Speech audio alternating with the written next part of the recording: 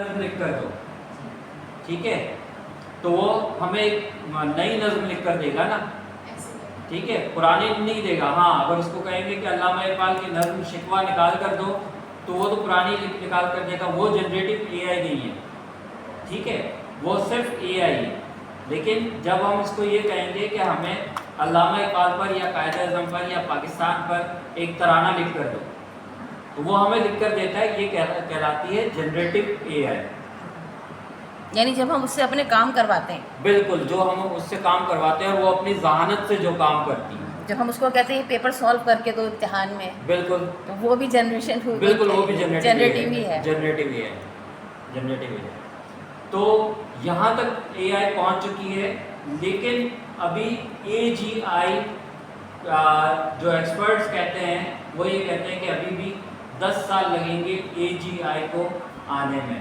और तीसरी है आर्टिफिशियल सुपर इंटेलिजेंस।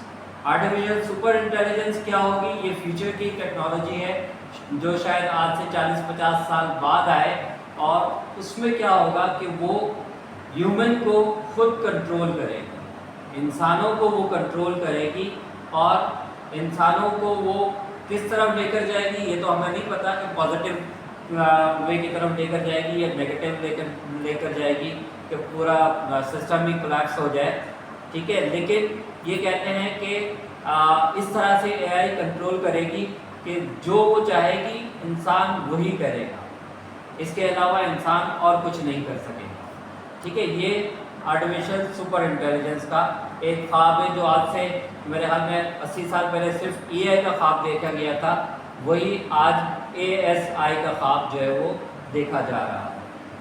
तो ये एक छोटा सा इंट्रोडक्शन था। अच्छा, हमारी जो वर्कशॉप है उसमें हमारे जो डे 1 है उसमें हम इसकी फाउंडेशन पर जैसे हमने थोड़ी सी बात की कि एआई क्या है, ठीक है, और एआई किस तरह से काम करती है, और इसके अलावा हम बात करेंगे हमारी पर्सनल इंडिपेंडेंस के हवाले से, स्पेशली विजुअली इम्पेयर्ड पर्सनस के इंडिपेंडेंस के हवाले से हम किस किस तरह से एआई को यूज़ कर सकते हैं, ठीक है। आज डे 1 में हम जो है वो ये काम करेंगे, और इसमें हमारे पास 3 सेशंस हैं।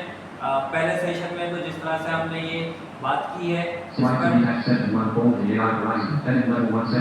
ठीक है, एआई हराइजन, एवोल्यूशन, हिस्ट्री, इस पर हमने थोड़ी सी बात की है, और इसके बाद जो है वो हम पर्सनल इंडिपेंडेंस पर बात करेंगे। अच्छा, ये बताएं कि LLM क्या होता है?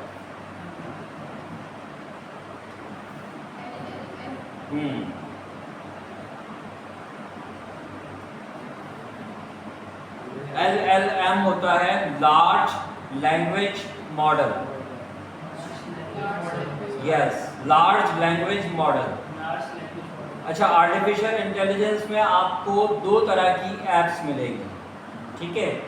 एक मिलेगी जो किसी ख़ास काम के लिए होगी, स्पेसिफिक उसके लिए काम के लिए होगी, और एक होगी जो आपके बहुत सारे काम कर सकेगी, मल्टीटास्किंग, ठीक है। तो जैसे जो स्पेसिफिक कामों के लिए होती हैं, मिसाल के तौर पर अभी हम डिस्कस कर रहे थे इनविजन एआई, ठीक है, हमारे कुछ काम कर देती है, जैसे कलर डिटेक्शन हो गया, सीन डिस्क्रिप्शन हो गया, ठीक है, टेक्स्ट को रीड कर देती है, टेक्स्ट को कन्वर्ट कर देती है, ये सारे काम कर देती है। तो ये एक स्पेसिफिक जो है वो विजुअली इम्पेयर्ड पर्सन के लिए, इंडिपेंडेंस के लिए ये ऐप काम कर रही है, ठीक है। लेकिन LLM जो है वो बहुत सारे काम कर सकती है, और उसके साथ उसमें यानी कि जनरेटिव एआई भी उसके साथ मुंसलिक होती है। और ये कौन से मॉडल्स हैं हमारे पास? चैट जीपीटी, जेमिनाई, ठीक है, क्लॉड और डीप सी, ठीक है, लामा, मेटा का जो है वो लामा है, ठीक है। ये सारे जो है वो हमारे जो वो LLMs हैं, और ये देखिए आप उनसे कोई से भी काम करवा लें, स्क्रीन पर जो हो सकते हैं काम, आपको इमेज जनरेशन करवानी हो, आपको ऑडियो जनरेशन करवानी हो, ट्रांसक्रिप्शन करवानी हो, कोई क्रिएटिविटी करवानी हो, वो सारे काम ये कर देते हैं। ठीक है, अच्छा अब हम एक और टर्म पर चलते हैं, क्योंकि ये टर्म्स हमें पता होनी चाहिए। API, API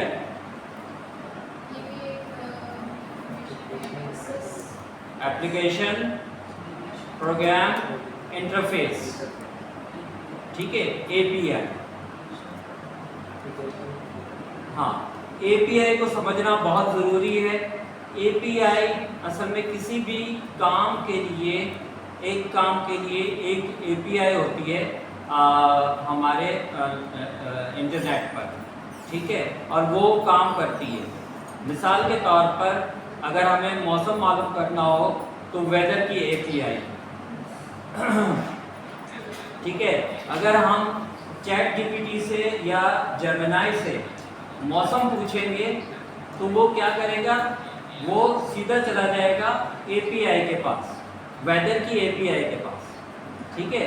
वहाँ जाकर वो मौसम का हाल लेकर, जैसे हम पूछते हैं कि यहाँ पे कराची का मौसम कैसा है आज, ठीक है, या कैसा रहेगा कल, तो वो सीधा चला जाएगा वेदर की API के पास, वेदर की API से कनेक्ट करके, और वो हमें रिजल्ट ला कर देगा, ठीक है। इसकी मिसाल ऐसे ही है कि जैसे हम किसी रेस्टोरेंट पर जाते हैं, ठीक है, वेटर हमें मेन्यू ला कर देता है, मेन्यू ला कर दिया उसने, हमने मेन्यू में से अपना ऑर्डर प्लेस किया और वेटर को बता दिया, वो हमारे लिए ऑर्डर लेकर आ गया।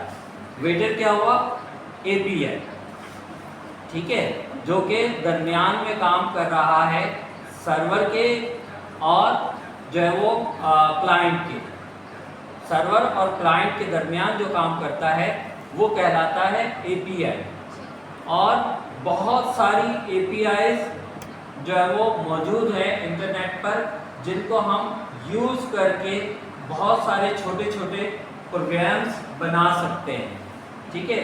कुछ पेड होती हैं, कुछ फ्री होती हैं APIs, ठीक है। उनको हम यूज़ करके बहुत सारी एप्लीकेशंस बना सकते हैं, छोटी छोटी एप्लीकेशंस बना सकते हैं। मिसाल के तौर पर आज अगर हम कोई वेदर अपडेट की एप्लीकेशन बनाना चाहें तो कोई बहुत ज़्यादा मुश्किल नहीं है, ठीक है। और एप्लीकेशन का भी इंशाल्लाह, एप्लीकेशन बनाने का भी कल हम इंशाल्लाह इसमें हमारे पास कल के सेशन में ये मौजूद है हमारे पास, ठीक है ना, कि हम छोटी छोटी सी एप्लीकेशंस अपनी ज़रूरत के मुताबिक किस तरह से बना सकते हैं।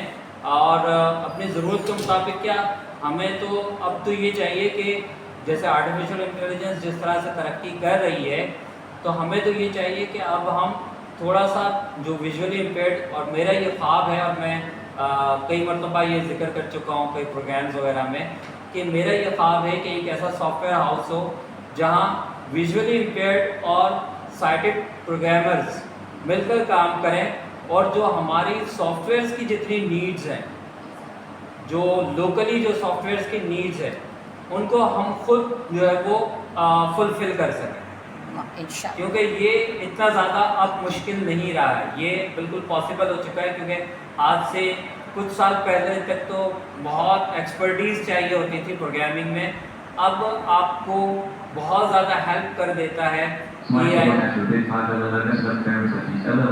अच्छा, ये बिग 5 LLMs जो है वो उसके वो बता रहा है कि बिग 5 कौन से हैं। अभी हमने डिस्कस कर लिया इसको, Gemini, chat GPT, Claude, Llama और डीपसीक, ये सबसे ज़्यादा जो है वो टॉप इस वक्त चल रहे हैं। सर ये मॉडल्स है ना, ये मॉडल्स हैं, LLMs हैं, ये मॉडल LLMs है, ठीक है। तो सर ये डेटा जो है इनका डेटा जो है वो सेफ है, या डेटा ये कहीं से हमें उठा के दे रहे हैं? नहीं, ये जैसे शुरू में तो ये था कि ये ज़्यादातर API से कनेक्ट करके हमें डेटा देते थे, API से कनेक्ट करके, ठीक है, डेटा देते थे API से कनेक्ट करके। लेकिन अब ज़्यादातर जो है वो ये खुद कफ़ील हो चुके हैं। जैसे मिसाल के तौर पर पहले इमेज जनरेट करने के लिए जेमिनी में कोई टूल नहीं था, ठीक है। अगर हम इमेज जनरेट करवाते थे तो वो दूसरी API से हमें कनेक्ट कर देता, ठीक है। बिल्कुल इसी तरह से ऑडियो या वीडियो जनरेट करने के लिए भी हमें वो दूसरी APIs, बल्कि अब वीडियो भी अभी तो जेमिनी में नहीं हो रहा, लेकिन चैट GPT के जो प्रीमियम वर्जन है, पेड वर्जन है, उसमें वीडियोस वगैरह जनरेट हो रही हैं। ठीक है, तो वो जो है वो हमें API के थ्रू करके देता है। सर ठीक है। एक मिनट के लिए हम स्टॉप करें जरा। अच्छा, अब हम इंटरेक्टिव एक्टिविटी पर ही पहुंच चुके हैं।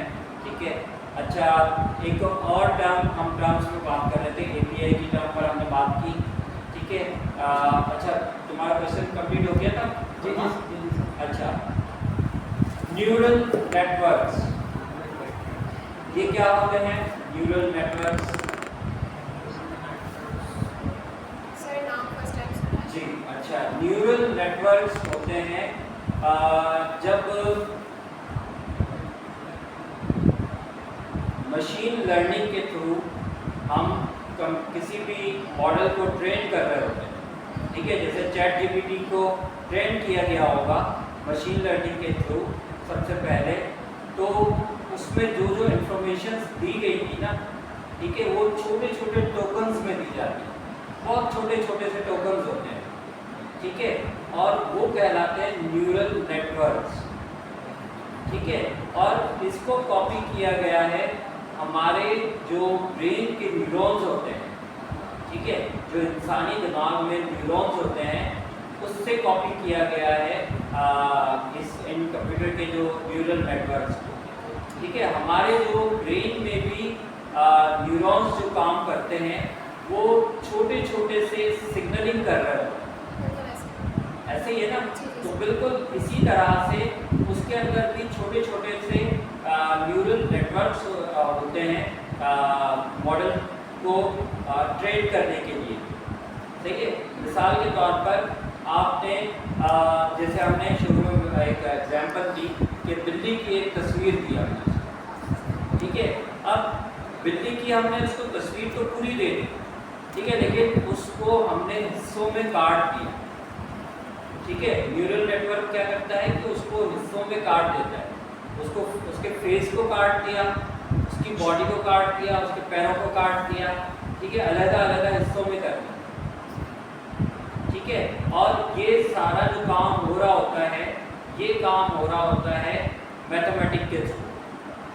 ठीक है, सारी कैलकुलेशंस के थ्रू चल रहा होता है, कोडिंग के थ्रू चल रहा होता है ये, और इसमें ये छोटे छोटे से टोकन्स बनाकर इनपुट किए जाते हैं। डायरेक्टली कभी भी जो है वो बड़ी बड़ी इंफॉर्मेशंस एक साथ नहीं डाली जाती, छोटे छोटे टोकन्स में डाली जाती हैं। और इन छोटे छोटे टोकन्स का फ़ायदा ये होता है कि वो छोटे छोटे से सिग्नल्स जो होते हैं वो बड़ी स्मूथली और बड़ी स्पीडली जो है वो काम करते हैं। ठीक है, जिस तरह से हमारे ब्रेन के न्यूरॉन्स जिस स्पीड से काम करते हैं। ठीक है, इसीलिए जब हम और इसी के थ्रू जनरेटिव AI की पॉसिबल हुई।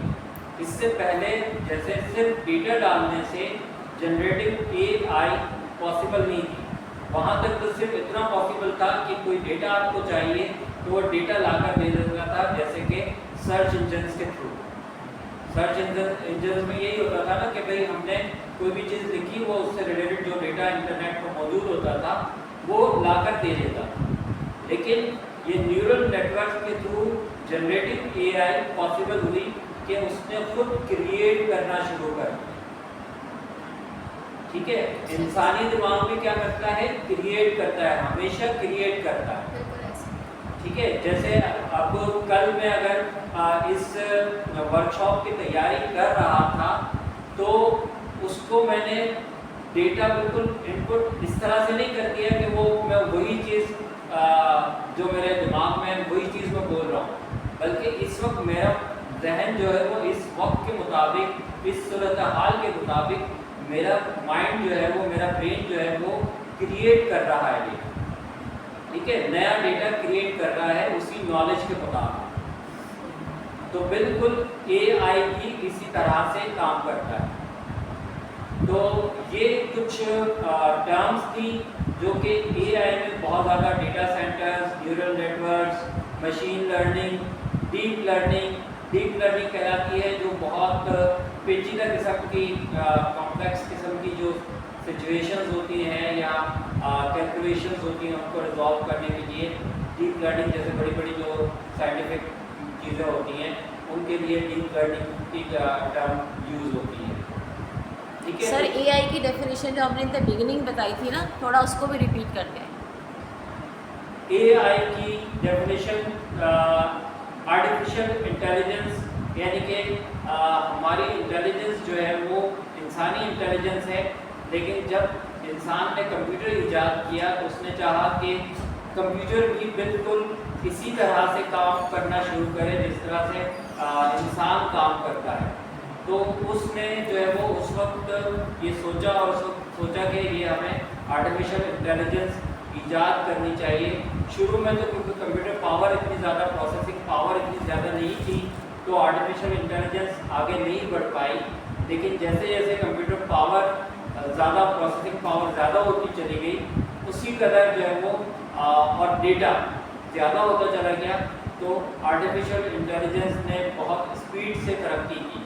क्योंकि आर्टिफिशियल इंटेलिजेंस के लिए डेटा का होना बहुत ज़रूरी है, जिसको वो प्रोसेस करके, एनालाइज करके और रिज़ल्ट दे दे, और साथ कंप्यूटर की प्रोसेसिंग पावर ज़्यादा होना ज़रूरी है, ताकि जो है वो बहुत स्पीडीली काम करे। ऐसा ना हो कि हम अगर उसको ये कहें कि भाई मुझे फला रिपोर्ट जनरेट करके दो, इस वर्कशॉप के मुतालिक मुझे एक रिपोर्ट जनरेट करके दो, तो वो घंटों ले जाए उसको प्रोसेस करने में, उसको लिखने में, उसको एनालाइज करने में, बल्कि वो विद इन सेकेंड्स जो है वो अगर हम जेमिनाई या चैट जीपीटी पर दें तो विद इन सेकेंड्स वो रिपोर्ट बनाकर ले आता है, हमारी दी हुई इंफॉर्मेशन के मुताबिक वो रिपोर्ट बनाकर ले आता है।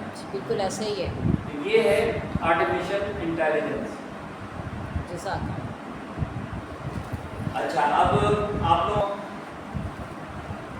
एआई से रिलेटेड सर कहा ये जाता है कि आने वाले वक्त में, जैसे आपने भी दो जो टाइप्स बताई आपने, AGI और ASI, जी। जो कि अभी तकरीबन 40-50 साल तो ASI को लगेंगे, लेकिन 10 साल तो भी AGI को लगेंगे बनाने में। तो ये कहा जाता है कि मतलब जब ये तीनों टाइप्स काम करने शुरू कर देंगी तो जो इंसान है उसकी इम्पोर्टेंस ख़त्म हो जाएगी। तो आपका इस हवाले से क्या ख्याल है कि क्या ऐसा हो जाएगा? मतलब लोगों को अपनी जॉब की भी फिर वही वाली बातें कि तो अभी से फिक्र हो गई है। फिक्र होती है कि अब क्या होगा, मतलब AI आ गया हमारे तो कोई देखिए, जब इंडस्ट्रियल रेवोल्यूशन नहीं हुआ था ना, और जब इंडस्ट्रीज मशीन्स आना शुरू हुई, ठीक है, तब भी लोगों को यही फिक्र हो गई थी कि अब हमारी जॉब्स गई, और उसमें बहुत सारे लोगों की जॉब्स गई थी जो मैनुअल काम होते थे उनसे रिलेटेड, जैसे कपड़ा बुनना, कढ़ाई करना, ठीक है, वो जॉब्स लोगों की गई थी। लेकिन हमेशा ये होता है कि कभी भी इंसान ने तरक्की की है तो उसकी अपॉर्चुनिटीज़ बढ़ी हैं, कम नहीं हुई, ठीक है ना। जैसे इंडस्ट्रीज़ आने के बाद क्या लोगों को रोज़गार ज़्यादा मिला है या कम मिला है? कम मिला, बेरोज़गारी ज़्यादा बढ़ी है। सर रोज़गार मेरे ख्याल से ज़्यादा बढ़ा है, और इसका एक और फ़ायदा ये भी है कि अगर इंडस्ट्री मशीन आ भी गई थी तो हमें तो वो चीज़ सीखनी भी चाहिए ना। एग्जैक्टली, एक तो वो सीखनी भी चाहिए, और जिसको जस्ट सपोज के हम ये सोच लें कि कपड़ा किस तरह से बन जाता है या बुना जाता है, ठीक है, हाथों से, तो जिसको वो आता था वो मशीन पर ज़्यादा अच्छा काम करेगा बनस्बत उसके कि जिसको नहीं आता, सिर्फ उसको जिसको कमांड देना आता। सर वो कहते हैं ना, एक होती हार्ड वर्किंग और एक होती स्मार्ट वर्किंग। Yes. अब ये जो चीज़ें हैं, मशीन है या AI है, इससे हमारी मतलब तरक्की में इजाफा हो सकता है कि जो काम हमें करने में घंटे लग रहे हैं वो काम हम सेकंड्स में कर सकते हैं। Exactly. काम हुई है स्मार्ट वर्किंग बढ़ लेकिन जाएगी। स्मार्ट वर्किंग बढ़ जाएगी। बिल्कुल इसी तरह से अभी हम लोग जैसे शुरू में बैठकर डिस्कस कर रहे थे कि एक रिपोर्ट हम बनाने के लिए दें इस वर्कशॉप से मुताबिक। अब वर्कशॉप का सिर्फ टॉपिक डाल दूँ, हम बोल दूँ कि भाई मुझे ये रिपोर्ट बना कर दे, तो वो इंतहाई गलत रिपोर्ट बनाएगा, ठीक है, AI इंतहाई गलत रिपोर्ट बनाएगा जो कि इससे रेलेवेंस रखेगी ही नहीं। लेकिन जब मैं उसमें कंप्लीट इंफॉर्मेशन डालूंगा कि ये टॉपिक डिस्कस हुए और इस तरह से डिस्कशंस हुई हैं, ठीक है, फिर मैं इसको कहूँगा कि आप मुझे रिपोर्ट बनाकर दो, तो एक बड़ी ज़बरदस्त प्रोफेशनल किस्म की ये रिपोर्ट बनाकर मुझे दे देगा और उसमें हो सकता है कि हल्का फुल्का कोई चेंज करने की ज़रूरत हो, लेकिन वो बहुत अच्छी रिपोर्ट बनाकर दे देगा। सर एक्चुअली होता ही है कि हम इंसान जो होते हैं ना, जब भी कोई चेंज होता है वो चेंज हमारे फ़ायदे के लिए होता है, लेकिन हम लोग अपने कंफर्ट जोन से बाहर नहीं निकलते। जो चीज़ चलती भी आ रही है, जैसे कि सर कोविड से पहले हमारी जो एजुकेशन थी वो फिज़िकल होती थी, हमें पता ही नहीं था कि भाई हम ऑनलाइन कभी यूज़ कर लेंगे, मीट यूज़ करेंगे, या ज़्यादा से ज़्यादा कुछ भी होता था कोविड से पहले तो स्काइप बहुत ज़्यादा इन था कि भाई स्काइप पे वीडियो कॉल हो रही है या उस पर क्लासेस हो रही है, वो भी आउट ऑफ कंट्री में होती थी, वो भी यहाँ पे नहीं होती थी। और इसके अलावा अगर ज़्यादातर यूज़ होता था तो सिर्फ व्हाट्सएप का होता था। लेकिन जब कोविड में सब घर बैठे तो सबने तो अपनी नौकरियां बचानी थी, यूनिवर्सिटी लेवल तक, हालांकि वहाँ पे ऑनलाइन एजुकेशन का कोई कॉन्सेप्ट नहीं था, लेकिन उन लोगों ने भी जूम यूज़ करना शुरू किया, मीट यूज़ करना, क्योंकि सबको जॉब भी पड़ गई थी। तो अब कंफर्ट जोन से बाहर निकले तो हमें ये चीज़ समझ आई ना, लेकिन हम लोग कंफर्ट जोन से बाहर नहीं निकले। मैं तकरीबन 1997 से जो है मैं ये ऑनलाइन टीचिंग मेरा है, और पाकिस्तान से बाहर जितने मेरे स्टूडेंट्स हैं अमेरिका वगैरह में, तो हमारी टीचिंग ऐसी ही रही। उसके बाद ये जब आया है कोविड तो ये ज़रा पीक पे चीज़ें गई हैं, लेकिन ये कि हमारे पास असल में चीज़ें लेट आती हैं, और हमारे यहाँ ना ट्रेडिशनली हमारी एक आदत है, हम पहले ना चीज़ की बुराई तलाश करते हैं, बाद में अच्छा है। पहले हम कहते नहीं ये ख़राब है। हम जब छोटे थे ना तो टेलीफोन था तो कहते लड़कियों को फ़ोन नहीं उठाने दो, फ़ोन जो है वो बहुत ख़राब है, टेलीफोन पे बात नहीं करनी चाहिए। अब हर लड़की के बिस्तर के नीचे एक फ़ोन है।